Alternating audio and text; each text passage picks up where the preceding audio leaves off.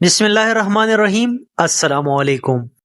بچوں پر شفقت۔ بچوں پر آپ صلی اللہ علیہ وآلہ وسلم غیر معمولی شفقت فرماتے۔ آپ صلی اللہ علیہ وسلم کا معمول تھا کہ سفر سے تشریف لاتے تو راستے میں جو بچے ملتے ان میں سے کسی کو اپنے ساتھ سواری پر آگے پیچھے بٹھا لیتے۔ راستے میں آپ صلی اللہ علیہ وسلم کو بچے مل جاتے تو ان کو خود سلام کرتے۔ آپ صلی اللہ علیہ وسلم کا معمول تھا کہ جب فصل کا نیا میوہ آپ صلی اللہ علیہ وسلم کی خدمت اقدس میں پیش کیا جاتا تو مجلس میں سب سے زیادہ کم عمر بچہ ہوتا اس کو عنایت فرماتے، بچوں کو چومتے، پیار کرتے۔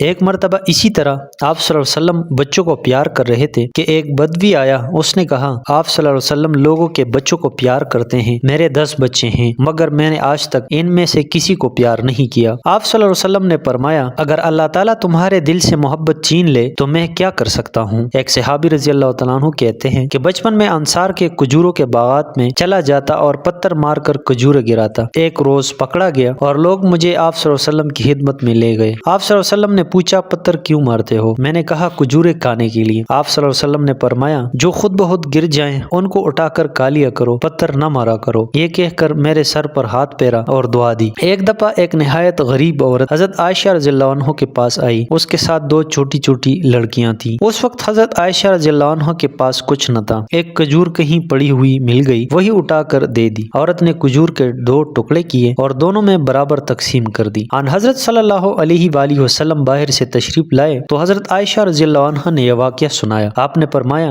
جس کو خدا اولاد کی محبت میں ڈالے اور وہ ان کا حق بجا لائے وہ دوزخ سے محفوظ رہے گا۔